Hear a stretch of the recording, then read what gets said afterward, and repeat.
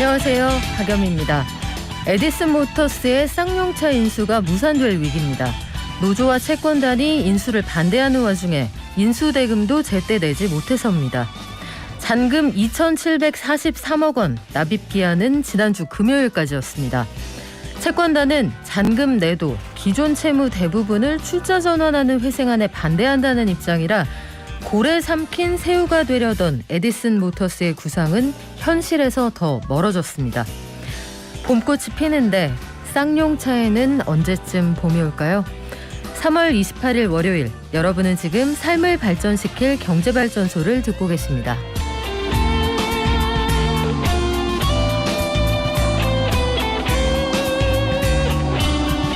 50조 원 규모의 추경안 지출, 현 정부 내에서는 쉽지 않을 것 같죠. 또 쌍용차 인수 합병도 무산될 위기라고 합니다. 한편 부동산 시장에서는 재건축 규제 완화 기대감이 커지면서 30년 이상 된 아파트 급매물이 사라지고 있다고 하네요. 마이너스 통장 한도는 좀 올라갈 것 같고요. 직장인 신용대출 한도도 좀 넉넉해질 것 같습니다. 가계대출 문이 열린다는 얘기죠. 또 자동차 운전자들에게 반가운 소식까지 오늘 경향신문의 박병률 기자가 전해드립니다. 간밤 뉴욕 증시 그리고 오늘 우리 장 전망해보는 주식시장 전망 시간 마련돼 있고요. 행복발전소, 저희가 이름을 이렇게 붙여봤거든요. 4월부터 무해지 환급형 보험료가 인상된다. 이 이름이 어려운데요. 절판 마케팅, 이제 오늘이 마지막이다, 이런 마케팅이죠. 이 가운데에서 보험사들의 어린이 보험 경쟁 또한 치열하다고 합니다. 보험 시장에서 우리 어떤 것들 주의하면 될까요? 김현우 행복자산관리연구소장과 자세히 알아볼게요. 참세상 발전소, 요것도 이름 새로 지어봤어요. 요즘 치솟는 물가 때문에 걱정하는 분들 많으실 텐데 물가가 왜 이렇게 오르는 걸까요? 근본적인 원인 한번 알아볼게요.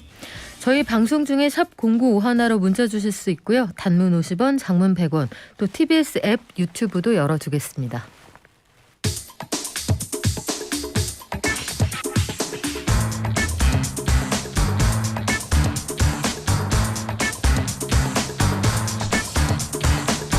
매일 아침 쏟아지는 경제뉴스 핵심만 뽑아서 알려드립니다. 경제브리핑, 오늘 경향신문의 경제부 박병률 기자 현장에 나왔거든요. 주말 동안 들어온 소식까지 함께 전해드릴게요.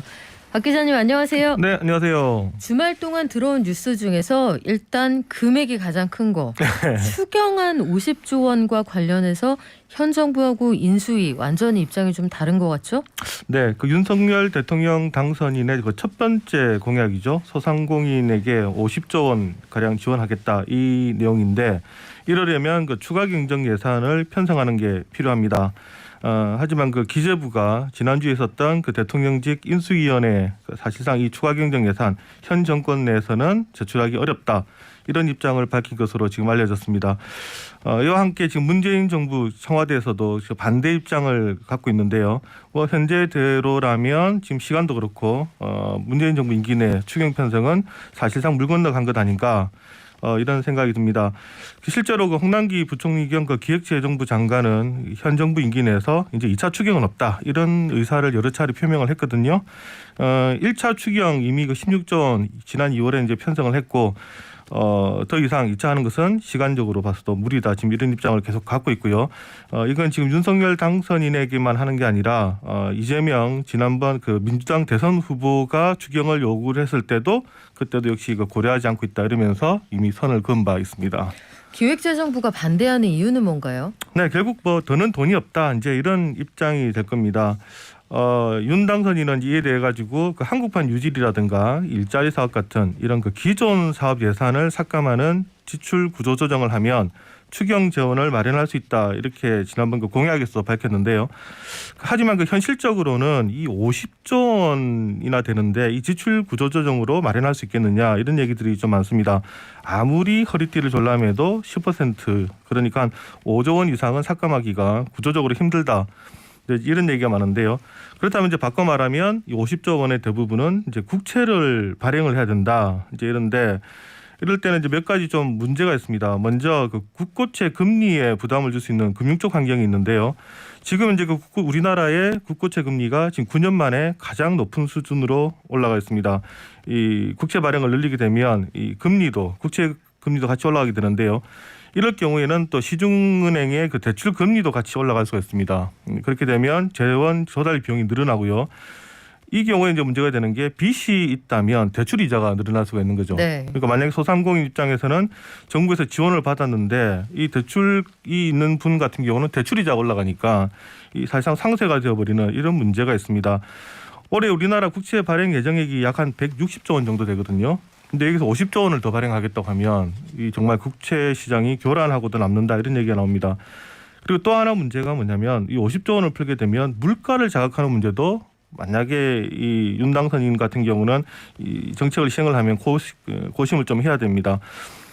이와 함께 최근에 그 들썩이고 있는 부동산의 경우에도 좀 부정적인 시그널을 줄 수가 있는데요. 아무래도 50조 원이 시중에 풀리면 유동성이 늘어나고 이 부동산 시장도 또 자극할 우려가 있기 때문에 여러 가지를 좀 같이 그 기획재정부는 보고 있는 것 같습니다. 그렇군요. 그런데 오늘 드디어 19일 만인가요? 당선 이후에 문재인 네. 대통령하고 윤석열 당선인이 청와대에서 저녁을 같이 먹는단 말이에요. 그렇죠. 오늘 만나는 자리에서 이 두 분 사이에 얘기가 되면 기획재정부가 입장을 돌릴 가능성은 없습니까? 그렇죠. 만약에 뭐 현 정부랑 그리고 차기 정부가 동의를 한다면 기재부로서도 더 버티기는 사실상 힘들 겁니다. 어제 이미 그 인수위의 그 신용현 대변인이 이 그 현 정부에서 추경안이 국회에 제출되기를 강력하게 요청한다 이렇게 말을 한 바가 있고요. 그리고 지금 현 여당인 민주당의 경우도 그 박홍근 원내대표가 추경은 빠를수록 좋고 완전하게 보상해야 된다는 원칙에는 변함이 없다. 그러면서 여야를 뛰어넘어서 추경 편성에 대한 시급성과 강한 의지 그리고 정부를 설득하는 노력이 다 같이 뒷받침될 때 가능하다. 우리가 정부를 설득하고 압박하겠다라고 얘기를 했기 때문에 사실 어느 정도 가능성이 있습니다. 이 정치권에서 이렇게 나오는 이유가 바로 이제 6월 지방선거를 의식하기 때문인데요. 하지만 또 현 청와대로서는 또 약간 고민이 뭐냐면 지금 만약에 추경안을 제출을 하게 되면 네. 만약 증가하는 국가부채가 현 정부의 국가부채로 또 카운팅이 됩니다. 그러니까 부채는 현 정부가 지고 돈을 이제 지급하는 것은 그 윤석열 그 당선인 그 새 정부가 되는데 정말 이 신구 정부가 어느 정도 교감을 갖고 동의를 하지 않는다면 현 정부로서는 사실 받기가 또 상당히 좀 까다로운 그런 현실적인 입장도 있는 것 같습니다. 그래요. 그리고 경제 사령탑이 바뀌고 난 이후의 경제 상황을 누가 책임질 거냐 이것도 좀 논란이 될 수 있겠네요. 자, 에디슨 모터스가 쌍용차를 인수한다라고 해서 지난해부터 굉장히 뉴스도 많았고요. 에디슨 모터스나 그 관련 회사들의 주가도 많이 올랐었는데 이 딜이 깨질 가능성이 커졌다고요? 네, 지난 금요일이었는데요. 이때까지 에디슨 모터스가 잔금 2,743억 원을 내야 했습니다. 그런데 지금 업계에 알려진 바에 따르면 이때까지 결국은 이 돈을 납입하지 못했다라는 얘기인데요.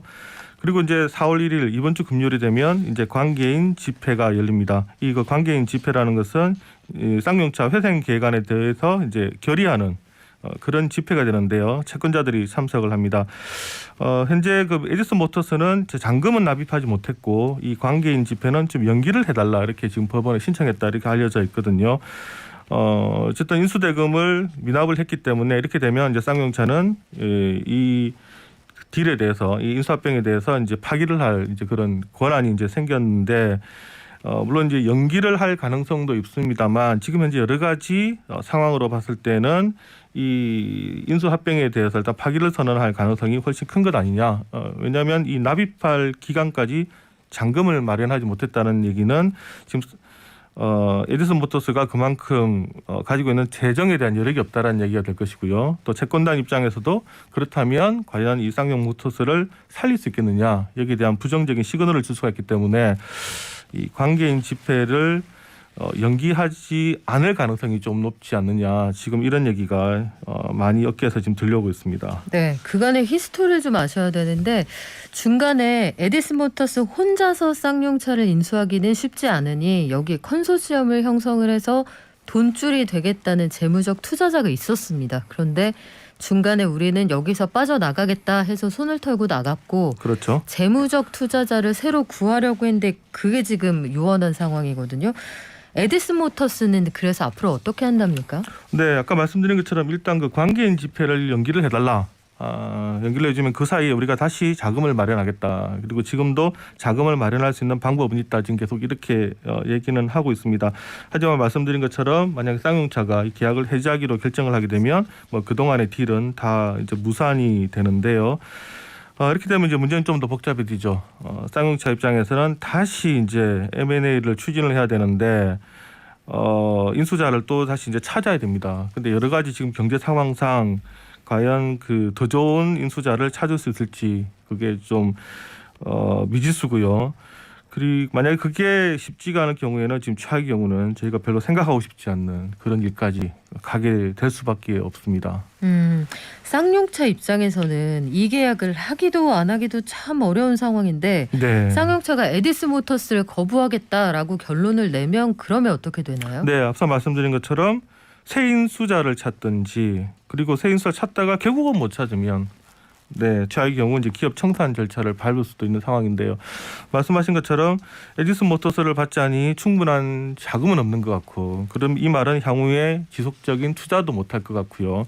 그렇다고 또 내차자니 당장 또 새로운 인수자가 보이지 않고 갈수록 좀 상황이 어려워지는 것 같습니다. 그래요. 지금 쌍용차가 가지고 있는 여러 가지 고민 중에 하나는 우리가 이른바 신차종 사람들이 찾는다고 하는 전기차 모델이 하나도 없어요. 그렇죠. 근데 그런 것들이 돌파가 좀 되었으면 좋겠는데 안타깝습니다. 상황을 좀 지켜봐야겠고 부동산 시장에서는 최근 들어서 좀 변화가 있는 것 같은데 네. 재건축 규제 완화에 대한 기대감이 급매물을 사라지게 한다. 이건 무슨 얘기인가요? 네, 준공 30년이 넘으면 재건축을 할 수가 있죠.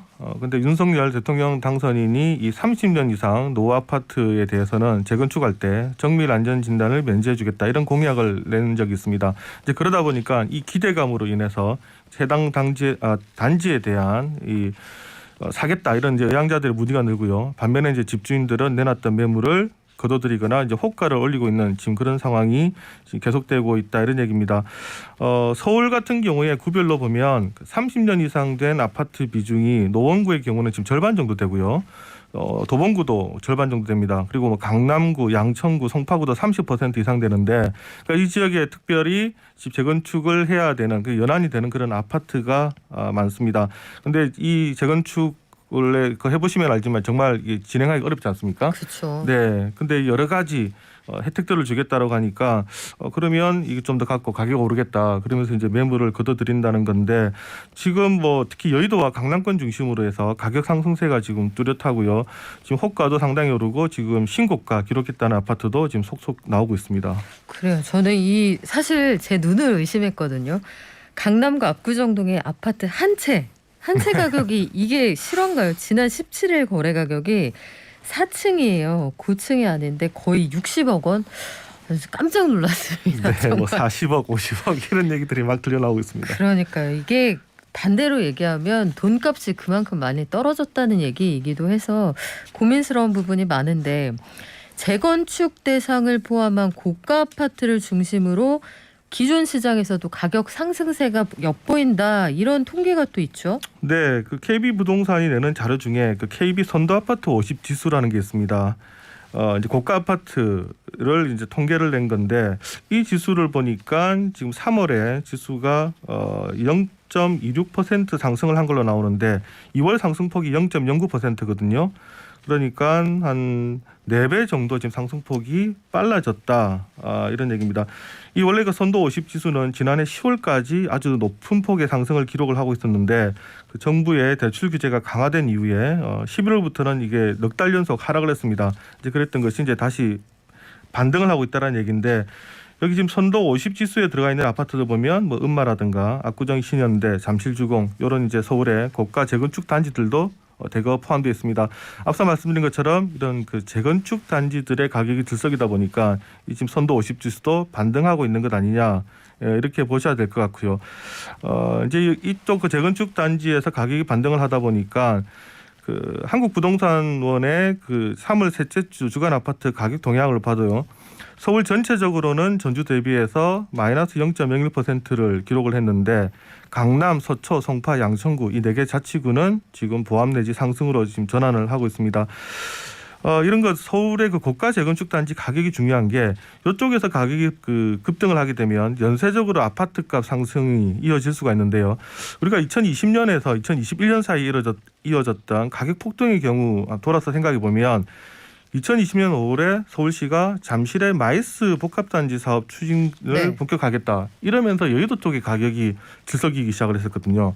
그게 또 잠실이라든가 강남 또 재건축 값도 같이 들썩이게 되고 서울 도심에서 오르기 시작했던 가격이 서울 외곽으로 나가고 이게 수도권으로 번지고 지방 대도시로 가고 결국 전국으로 퍼졌던 이런 엄청난 사례를 우리가 기억을 하기 때문에 이렇게 지금 서울 중심에 있는 재건축 단지 가격이 움직인다 이러면 사실 저희는 좀 관심을 갖고 보고 있는 겁니다. 그래요. 오늘 마지막 소식으로 은행들이 마이너스 통장 한도 좀 늘려준다. 이 얘기 짧게 정리를 할까요? 네. 우리은행의 경우 지금 조만간 마이너스 통장 대출 한도 현재 5천만 원인데요. 이걸 최고 3억 원까지 올리겠다 이렇게 얘기를 했습니다.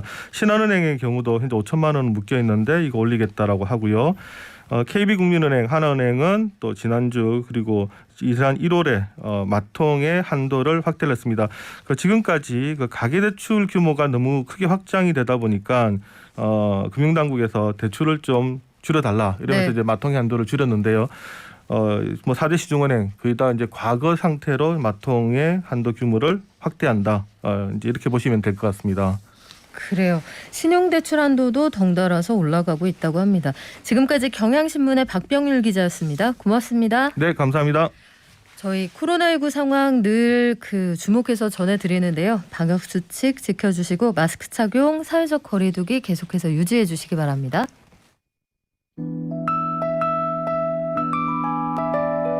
개미 한 마리, 개미 두 마리, 개미 세 마리가 사발을 들고 하나, 둘, 셋.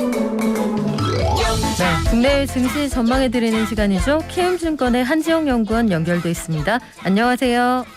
네, 안녕하세요. 지난주 금요일 미국 증시를 보면 전반적으로 변동성이 컸다, 혼조 세다 이런 얘기가 나왔는데 특별한 이유가 있습니까? 네, 금리가 문제였던 것으로 보입니다. 그래서 금요일 날 같은 경우에 미국의 10년물 국채 금리, 저희 투자자들이 가장 많이 이제 보는 국채 금리가 2.5%대를 장중에 터치를 하면서 2019년 5월 이후 최고치를 기록했습니다. 그래서 이렇게 금리가 또 단기간에 빨리 올라오다 보니까 장중에 미국에 있는 3대 지수 모두 하락세를 보이기도 했습니다.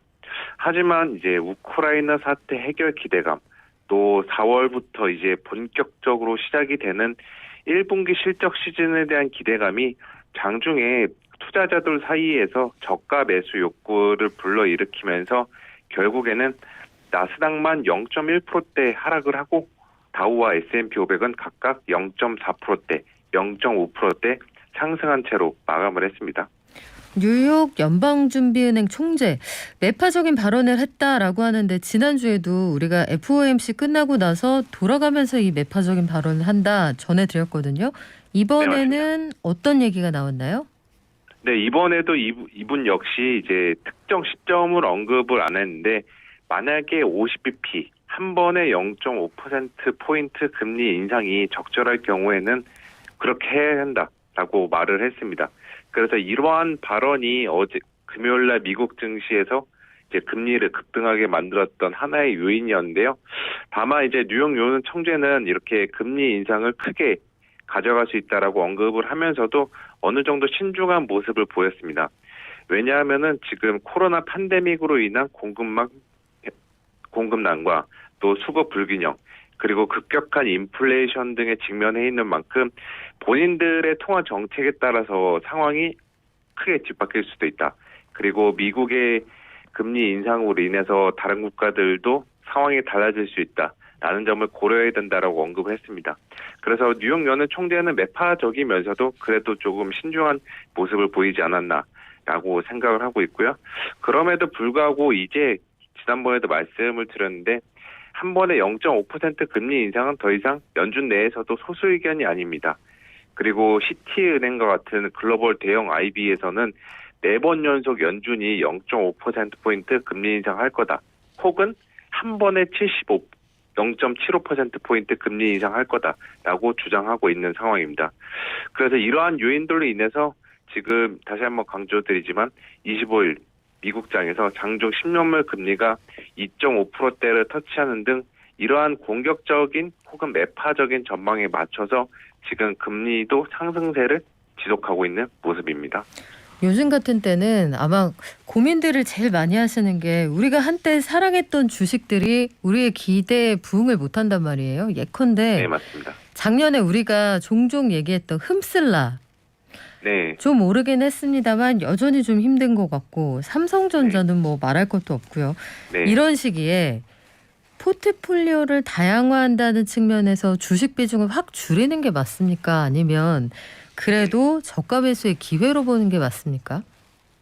그 투자에 대한 기간을 얼마나 설정하는지에 따라 다를 것으로 보고 있는데 만약에 이제 올해 뭐 상반기 내로만 투자 기간을 설정한다라고 하면은 지금 입장에서는 주식 비중 조금씩 줄이는 게 맞다라고 보고 있습니다.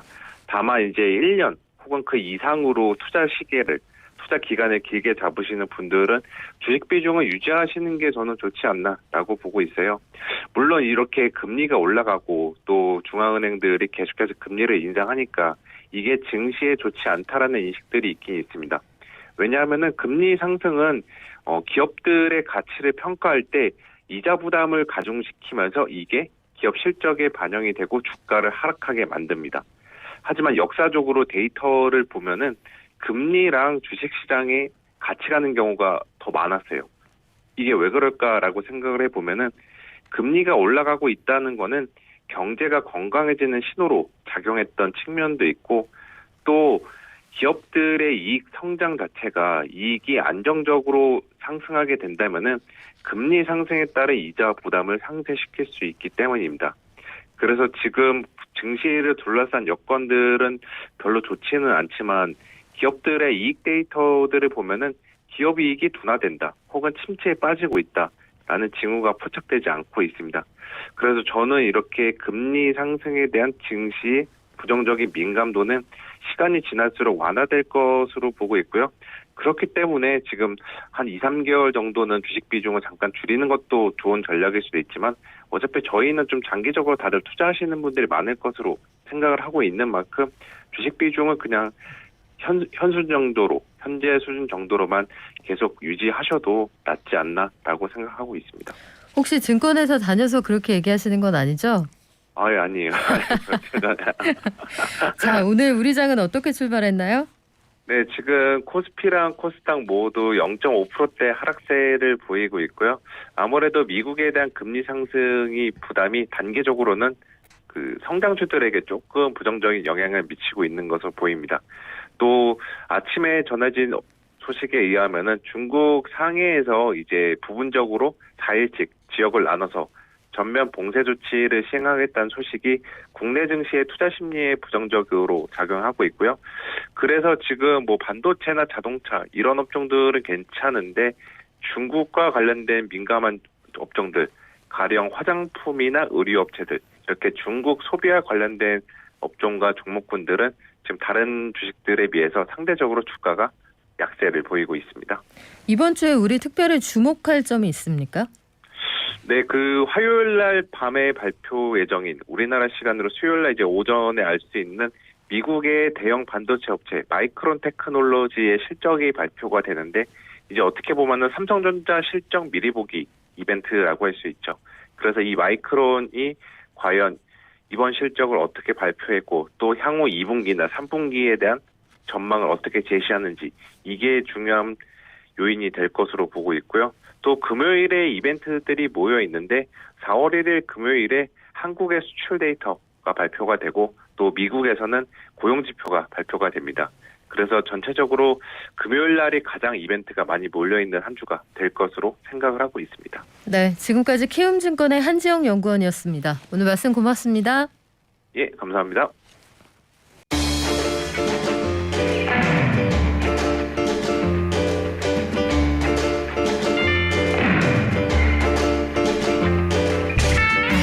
속보를 하나 전해드리고 가겠습니다. 에디슨 모터스의 쌍용차 인수가 공식적으로 무산이 됐군요. 쌍용차가 계약 해지를 통보를 했습니다. 앞으로 쌍용차의 운명이 어떻게 될지 지켜봐야겠고, 윤석열 당선인 측은 최적의 총리 후보를 찾는 와중에 경제 원팀으로서의 드림팀을 구성하겠다라고 했거든요. 경제 원팀의 드림팀이 될 수 있는 총리 후보군을 설정하겠다. 누가 될지 주목해서 지켜보겠습니다. 그 사이에 손님 오셨는데요. 우리 김현우 행복자산관리연구소장님 오셨네요. 안녕하세요. 네, 안녕하세요. 소장님, 우리가 네. 막차 끊기기 직전에는 네. 왠지 막 타야 될 것 같잖아요. 집에 가는 막차면 타야죠. 행선지가 맞으면 네. 아무거나 타면 안 되죠. 맞습니다. 집에서 먼 데로 가면 안 되잖아요. 네, 막차라고 막 아무거나 타면 안 되겠죠. 근데 이 막차를 막 타고 싶게 만드는 대표적인 산업군이 있다면 홈쇼핑하고 보험이에요. 맞습니다. 이 가격 이 구성 마지막이라고 홈쇼핑 맨날 그러잖아요.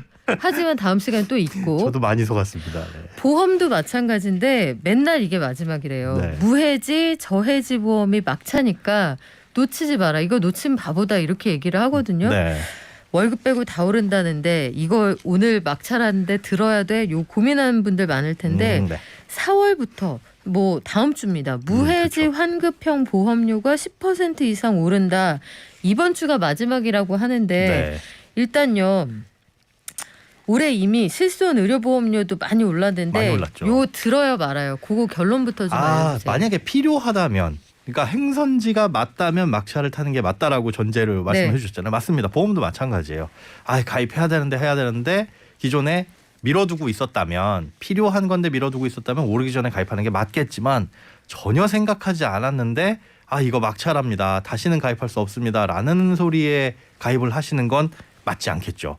그래서 특히나 이 보험 같은 경우는 굉장히 손해를 많이 볼 수도 있기 때문에 좀 꼼꼼하게 살펴보시고 결정을 하셔야 됩니다. 행선지 맞는지 알아봐라. 네, 일단 중간에 체크할 게 많다는 얘기인데 네 그렇습니다. 무해지, 저해지 보험 이름이 어려운데 이게 어떤 거 얘기하는 겁니까? 이게 우리가 보험을 가입하고 있다가 중간에 깨면 내 원금도 못 받잖아요. 그쵸. 해지 환급금이라는 걸 받긴 하는데 원금을 100을 냈다면은 뭐 반도 못 받는 게 일반적입니다. 보장성 보험은 암보험이나 종신보험 같은 것들. 그런데 무해지, 저해지 환급형 보험은 그거보다도 해지 환급금이 더 적은, 무해지 환급형 보험은 아예 없거나 저해지 환급형 보험은 조금 덜 주거나 뭐 이런 식이거든요. 대신에 보장은 똑같고 보험료는 쌉니다.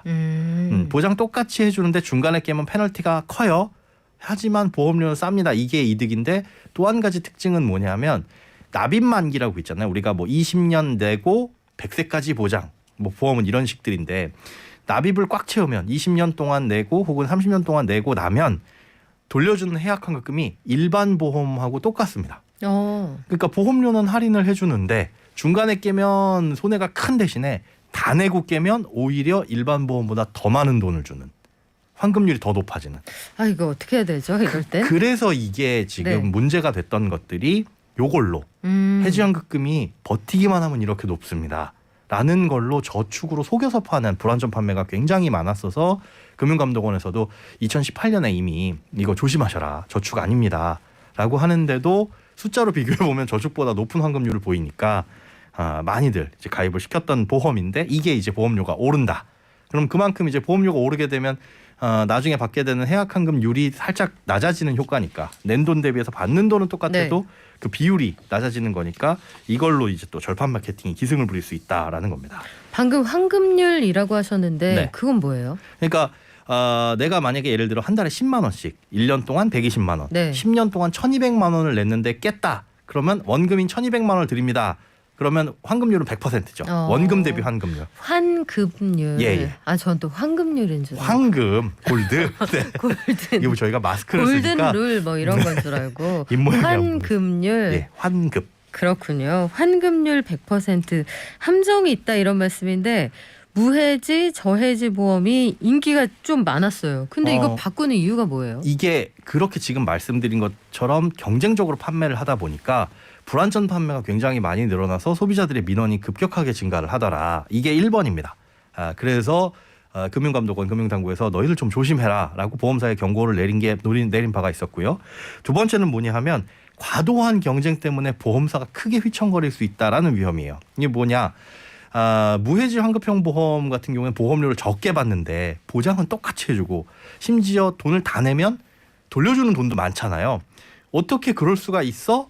이 이유가 비밀이 바로 중간에 해지하는 사람들이 많다라고 가정을 하기 때문이에요. 그러니까 10명을 가입시켜놨는데 그중에 7명은 깨고 끝까지 완주하는 사람은 3명밖에 안 되더라. 그러니까 우리가 마라톤을 유치하는데 네. 참가자를 100명 받습니다. 근데 상금을 완주만 하면 100만 원씩 다 드리겠다고 하고 한 10,000원씩만 받아요. 네. 그럼 돈이 적자가 날 수 있잖아요. 근데 보니까 완주를 하는 사람이 극히 드물더라. 이걸 예상을 하는 겁니다. 이게 이제 예정 해지율이라고 하는데 보험사는 그 예정 해지율을 굉장히 넉넉하게 잡아놓은 거죠. 우리가 기존에 보험을 판매해봤더니 사람들이 3년 이상 유지하는 비율이 한 60%도 채 안 되더라. 5년 정도 지났더니 40%도 채 안 되더라. 이거를 조금 넉넉하게 쓴 거예요. 그러다 보니까 보험사들이 경쟁적으로 더 싼 보험료를 이 해지환급금, 무해지환급형 보험에 내놓기 시작했고 그러다 보니까 금융감독원에서 너희들 그렇게 경쟁하다간 회사 망할 수 있어 라는 걸로 좀 경고를 준 거죠. 그렇군요. 어린이 보험이나 종신보험, 건강보험 같이 이 보장성 보험하고 연계해서 판매하는 경우가 많다고 하는데 네. 이건 또 왜 그렇습니까? 보통 일반적으로 보장성 보험에 이런 옵션을 붙여놓고 파는 경우가 많이 있습니다. 그러니까 뭐 연금이나 이런 거야 사실은 뭐 중간에 사실은 깨더라도 주기로 한 해약환급료를 뭐 7년 차에는 100% 맞춰줘야 되고 그런 목적들이 있어요. 그리고 그것 같은 경우에는 중간에 깨면은 큰 손해를 보게 합니다라고 하지만 어차피 사람들이 적금이나 그 저축의 목적으로 가입하기 때문에 거기에는 이제 부합하지 않고 보장성 보험에 주로 이제 말씀하신 암보험, 또 종신보험, 또 어린이 보험 이런 보장성 보험, 건강보험에 주로 적용이 되는 상품입니다. 그렇군요. 그래서 소비자들 피해가 제법 있으니 금융당국이 이거 못하게 하겠다라고 했거든요. 네네. 이게 해지율 산출 및 적용에 관한 모범 규준. 네. 일단 이름이 어려운데요. 네네. 이걸 뭘 어떻게 하겠다는 얘기입니까? 쉽게 얘기해서 좀 전에 말씀드린 예정 해지율을 좀 넉넉하게 잡았다. 마라톤 완주하는 사람이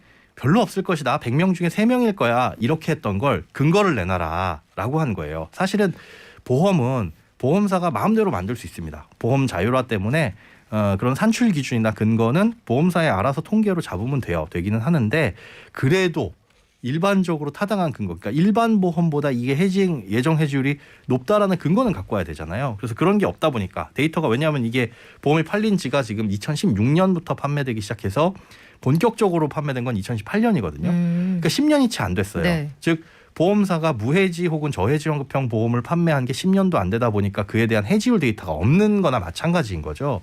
그러면은 조금 보수적인 데이터로 접근을 해야 회사도 안전할 텐데 네. 해외에서 이게 파산한 사례도 있거든요. 이것 때문에. 해외에선 정말 파산한 사례가 있어요? 심지어 그 미국입니다.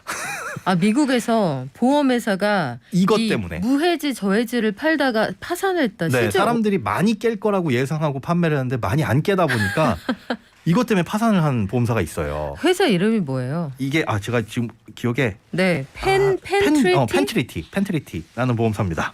2009년에 회생 절차 들어갔는데 결국 뭐 2017년에 최종 파산을 했거든요.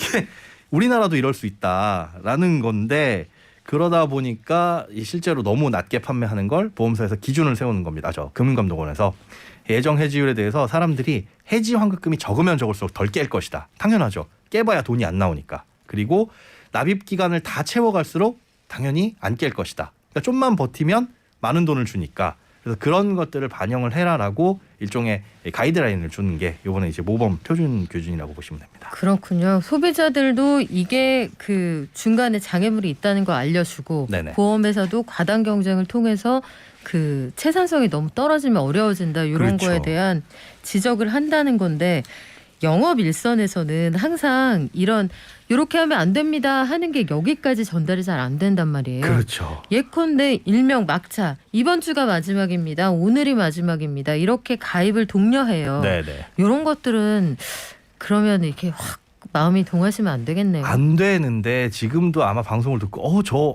지금 이거 권유받아가지고 지금 할까 말까 고민 중인데요. 네. 라고 하는데 정말 고민이 되실 수도 있어요. 왜냐하면 이게 그렇다고 해서 나쁜 상품이냐 그건 아닙니다.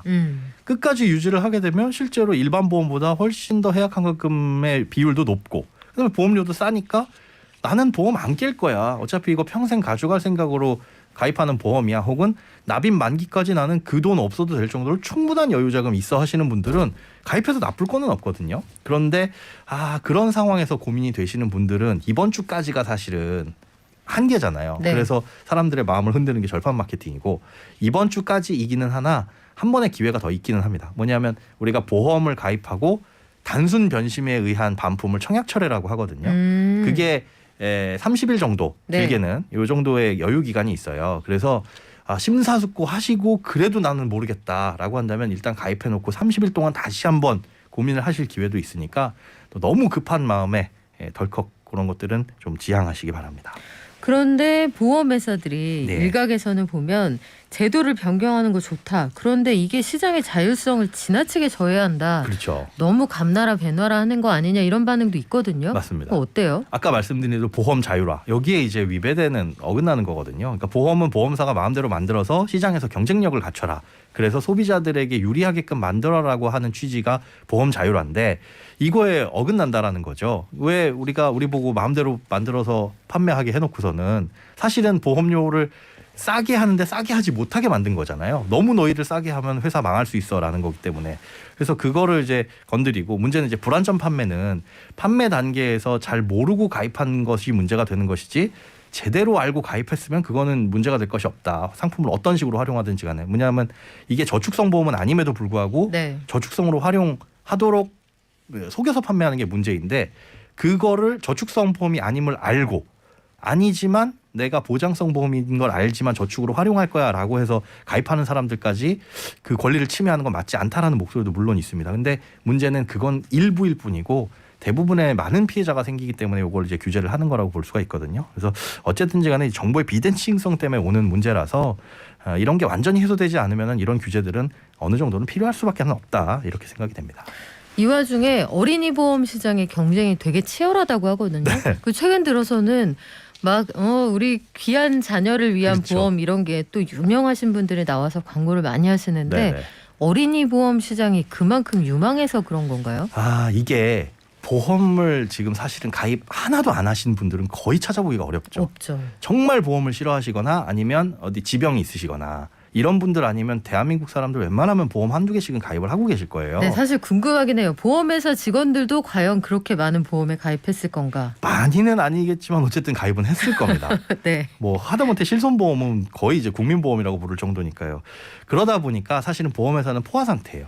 이 사람이 갖고 있는 보험을 추가로 가입하려면 돈이 우리가 월급이 무한정 늘어나는 건 아니니까 기존 걸 깨고 가입시키거나 아니면 소소한 보험밖에는 가입시킬 게 없는데 새로 태어난 아이는 정말 최고의 고객이죠. 무한정 네. 열려있는 시장이네요. 맞습니다. 네. 건강보험뿐만 아니라 이 아이가 나중에 자라서 자동차 보험을 가입할 수도 있는 거고 뭐 다른 보험도 화재보험도 가입할 수가 있는 거라서 어렸을 때부터 가입을 시켜놓으면 잠재적인 고객으로 쭉 끌고 나갈 수가 있다라는 계산이 쓰는 거죠. 특히나 이제 자녀보험, 어린이보험은 엄마 아빠가 사랑으로 가입시켜주잖아요. 네. 그러다 보니까 잘 안 깹니다. 그렇죠. 엄마 아빠의 보험은 깨더라도 우리 자녀의 보험은 안 깨는 이제 나중 순위가 되는 게 일반적이거든요. 그러다 보니까 보험사들이 이 시장을 공략하려고 굉장히 노력을 하고 있기는 합니다. 장기적으로 유지가 된다는 보장이 되어 있으니까 네. 어린이 보험에서 그런데 배타적 사용권이라는 부분이 있다고 해요. 네. 배타적 사용권이 왜 보험회사에서 등장을 하죠? 이게 일종의 특허이거든요. 그런데 이제 보험이라는 게 어린이 보험이라는 게 대동소이해요. 어떤 보험을 보더라도 이 특이하게 명칭만 살짝 다를 뿐이지 사실은 다 똑같고 경쟁력이랄 게 별로 없습니다. 그러니까 보험료가 조금 싸냐 비싸냐 정도 아니면 보험회사가 얼마나 유명하냐 정도가 부모님들의 판단 기준이 되는데 그러다 보니까 사실은 뭐 돈이 좀 자본력이 있는 좀 대형 보험사들이 많이 광고를 하고 그게 마치 좋은 보험처럼 인식이 되잖아요. 근데 그런 사이에서 차별력을 갖기 위해서 일종의 특허권을 취득하는 게 이제 배타적 사용권이라고 보시면 돼요. 그래서 특별하게 어떤 보장을 우리가 새로 만들었습니다. 새로 만들었으니까 다른 보험사는 쓰지 못하도록 일정 기간 막아주세요 하는 게 배타적 사용권인데 이런 것들을 취득해가지고 해당 보험사의 경쟁력으로서 활용을 하는 거죠. 그렇군요. 이게 부모님들 관심이 클 것 같은데 네. 우리 그 어린이 보험에 가입하고자 하는 분들은 어떤 부분을 좀 눈여겨보시면 좋을까요? 이게 좀 전에 말씀드린 대로 보험이 다 다 비슷비슷합니다. 그리고 차별점이 거의 없다 보니까 요즘에는 이 배타적 사용권이라는 것을 좀 전면에 내세워서 네. 우리 보험은 이런 게 좀 특화되어 있습니다라고 홍보하는 것들이 있는데 그게 실제로 좋은 특약이고 필요한 특약이냐는 다시 한번 생각을 해볼 필요가 있어요. 아무리 좋은 특허라도 필요 없는 경우들이 많이 있거든요. 그래서 예를 들자면은 그런 겁니다. 지금 뭐 배타적 사용권을 획득한 거는 아니지만은 뭐 특별히 이 학교 폭력을 당하게 되면 위로금을 지급해 드린다라는 거는 요즘에 학교 폭력 이런 것들 심각하긴 하잖아요.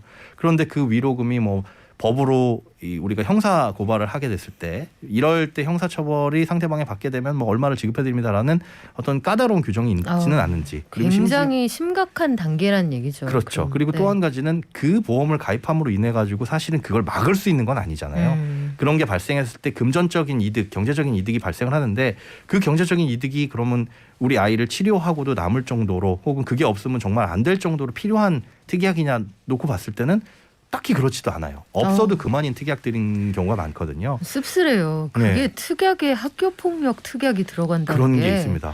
우리 그러지 맙시다. 그러니까 정말. 엄마 네. 아빠의 마음을 건드리는 거거든요. 그게 불안하니까 가입을 혹시나 하시는데 하는 그 마음을. 맞습니다. 그런데 어디까지나 보험은 경제적인 손실을 막기 위한 거지 그 사고를 예방해 주는 건 아니다.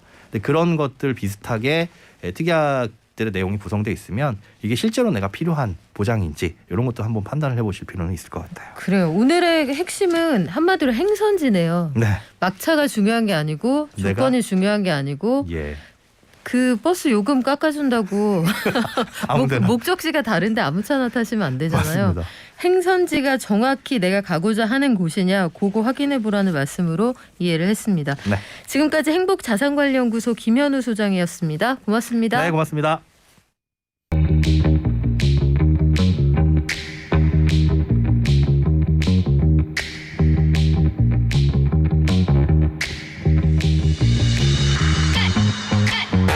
네, 저희 오늘 개편 첫날인데 변화가 좀 있죠. 코너 간판도 바꿨고 아까 중간에 나왔던 거 시그널고 어떠세요? 박자가 왈츠 박자죠. 4분의 3박자였던 것 같은데 갑자기 변주를 해서 또 신나는 음악이 나오네요. 어떤 반응일지 좀 궁금하기도 합니다.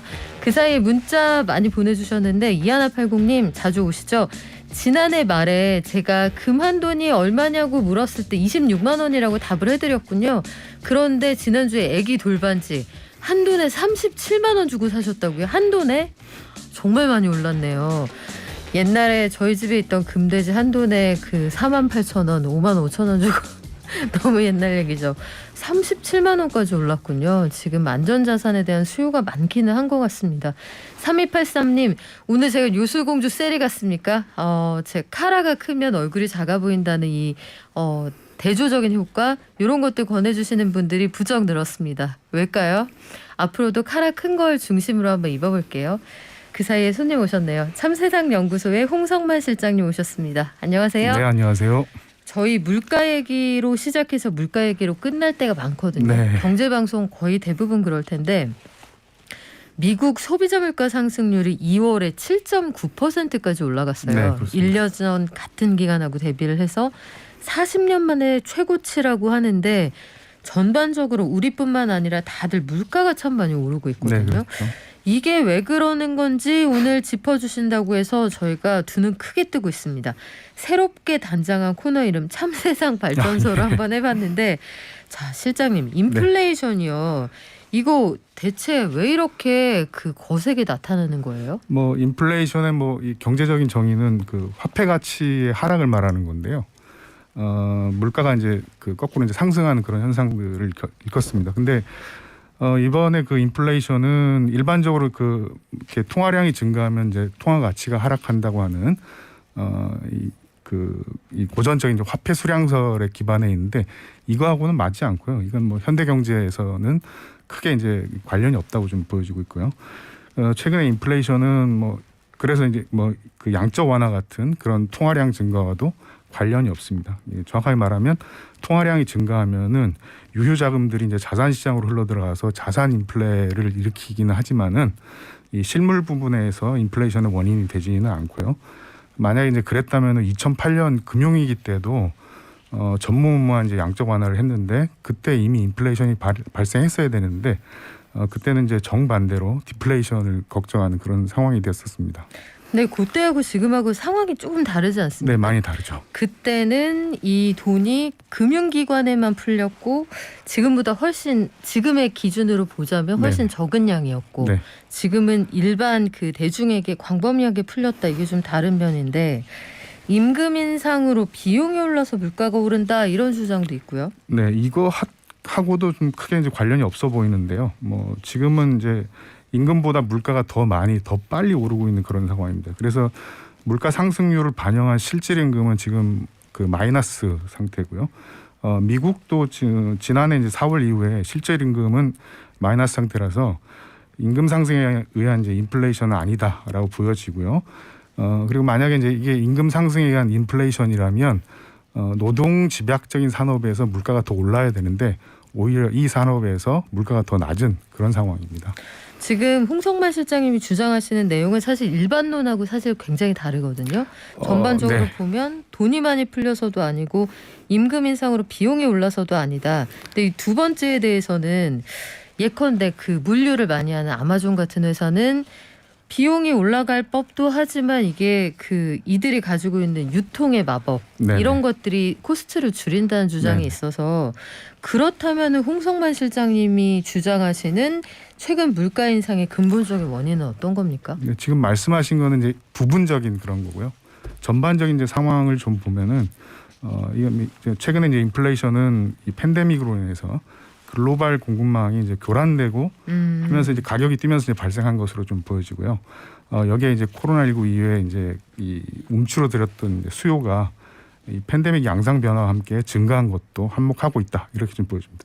그렇군요. 또 최근에는 이제 그 러시아 우크라이나 전쟁에 의해서 뭐 이 국제 유가라든가 천연가스 같은 저 에너지 그 가격 상승 흐름이 대폭 좀 지속되고 있는 그런 상황이고요. 그리고 이 지역의 이제 주요 수출품들이 뭐 주요 원자재라든가 부품들이 이렇게 핵심 소재들이 많이 좀 수출하고 있는데 이것들이 이제 전쟁 때문에 또 가격이 급등하고 있기 때문에 기대 인플레이션 상승으로 이어지고 있는 상황입니다. 이 기대 인플레이션은 이제 앞으로 이제 1년간의 물가 상승 전망치인데요. 이게 높아질 경우에 이제 각 경제 주체들이 미래 인상분을 선제적으로 미리 이제 가격에 반영하기 때문에 앞으로 이제 실제 물가 상승으로 이어질 가능성이 높다 그렇게 보여집니다. 그러면 앞으로는 그 어쨌든 수요는 점점 늘어날 거고 네. 말씀하신 공급망 문제나 원자재, 에너지 가격 상승 문제는 당분간은 해결될 기미가 안 보이거든요. 네, 그렇습니다. 그러면 물가 오름세가 더 광범위하게 더 오랫동안 지속될 거다 이렇게 보시는 거예요? 네. 그런데요. 여기 또 하나 더 추가적으로 좀 말씀을 드려야 되는 게 이번 그 인플레이션 급등은 그런 이제 공급 부족 문제도 문제지만은 이 그런 강력한 좀 수요를 활용해서 현재로서 명백히 이제 기업에 의해서 주도되고 있다고 그렇게 봐야 할 것 같습니다. 뭐 이렇게 그 현대차라든가 주요 이제 완성차 업체들 그리고 공급 부족을 있는 이제 뭐 삼성전자 같은 그런 반도체 업체들도 보면은 공급 부족 상황인데도 불구하고 영업이익률이 이미 그 코로나 이전을 넘겼어요. 그리고 일부는 이제 사상 최대치를 이제 넘기기도 했고, 그 얘기는 이제 그 비용 인상으로 인해서 가격도 올리지만은 그 마진율도 같이 이제 올린다 이제 이런 상황인데요. 이게 이제 유가가 오르면은 그 정유사들이 이제 석유가를 굉장히 더 빨리 올리지 않습니까? 그 내릴 때는 천천히 내려서 이제 마진폭을 더 키우는 이런 방식인 거거든요. 그것하고 이제 같다고 보여지고요. 그래서 이제 상당수 기업들이 이제 병목과 이런 강력한 수요를 활용해서 가격과 마진을 이제 동시에 올려서 인플레이션 압력을 확대하고 있다 이렇게 보여집니다. 그러면 홍성만 실장님이 보시기에는 물가가 오르고 있다. 공급망이 교란돼서 올라가는 측면이 있는데 네. 기업들이 전반적으로 오른다고 하는 틈을 타서 가격을 많이 올려서 마진율을 높이는 것도 굉장히 큰 몫을 차지한다 이렇게 주장을 그렇습니다. 하시는 거예요. 지난해 근데 자동차 시장에서 보면은 그 전까지 자동차가 좀 고전하다가 지난해 장사를 좀 잘하지 않았습니까? 네, 아주 잘했죠. 그런 측면도 포함이 되는 거 아닐까요? 네네. 그 테슬라 같으면은 뭐 그 사상 최대 이제 매출에 이제 영업이익을 보였고요. 현대차도 지난해 매출이 그 영업이익이 이제 6.7조 원, 6조 7천억 원인데 이게 7년 만에 최대치라고 합니다. 그러니까 이렇게 이제 병목인데도 불구하고 이렇게 이제 그 이윤율이 올라가는 것은 그 가격에다가 마진폭을 더 높였다라고 좀 볼 수밖에 없는 그런 상황인 거죠. 그래요. 기업들도 뭐 반론의 여지가 있겠습니다만 그러면 홍 실장님은 이런 방식의 가격 구조에 문제가 있다고 지금 생각을 하시는 거잖아요. 네네. 구체적으로 어떤 것들이 파생됩니까? 뭐 지금 그 현재 상태에서는 뭐 임금이 이제 정체거나 물가 상승만큼 오르지 못하고 있기 때문에 뭐 이런 식으로 이제 전반적으로 물가가 올라가게 되면은 그 실질 소득이 이제 감소하는 그런 상태가 되거든요. 그래서 흔히 말해서 이제 월급 빼고 다 오른 상태가 되기 때문에 이런 이제 실질 소득 감소로 생활이 어려워지고 그리고 이제 사람들의 소비가 감소하게 됩니다. 그리고 이게 이제 반복되고 이게 지속이 되면은 이런 소비 감소로 기업들은 뭐 상품 가격을 더 올리게 되고요. 결국 사람들은 이제 그렇게 되면은 지갑을 더 닫을 수밖에 없어서 심각한 경기 침체를 유발할 수 있는 그런 상황이 될 수 있겠습니다. 지금 말씀하시는 걸 포함해서 다양한 물가 인상의 요인이 있습니다. 네. 그래서 이에 대해서 정책 당국이 가지고 있는 소화기들이 있잖아요. 네. 대표적인 게 금리를 올려서 물가 상승을 할 수 있는 뭐 유동성을 좀 흡수한달지 이런 조치들이 가능한데 금리를 올려서 물가를 좀 잡겠다. 이게 현재 한국은행이나 아니면 새로운 총재가 취임한 이후의 한국은행이나 같은 입장일 거라고요. 네네. 이런 게 좀 그 영향을 미치지는 않을까요? 어렵죠.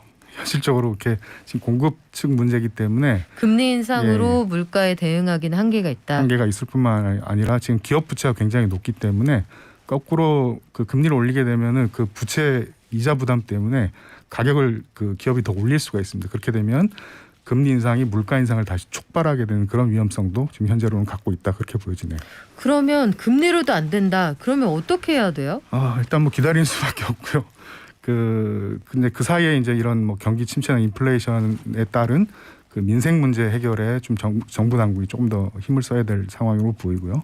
그리고 부분적으로는 이제 앞서 말씀드린 그런 그 마진율 문제 때문에 지금 뭐 미국이나 유럽에서는 가격 통제 문제가 뭐 나름 좀 진지하게 좀 고민되고 있는 상황인데 뭐 우리도 이제 그런 것들을 좀 해봐야 될 그런 시점이 아닌가라는 생각이 듭니다. 가격 통제요? 네네. 가격 통제라 하면 어떤 걸 말씀하시는 거죠? 뭐 이게 뭐 21세기 웬 가격 통제냐 이제 그렇게 볼 수도 있는데요. 네. 뭐 실제 이제 2008년 이제 금융위기 때 그 유가와 곡물가가 폭등을 했었거든요.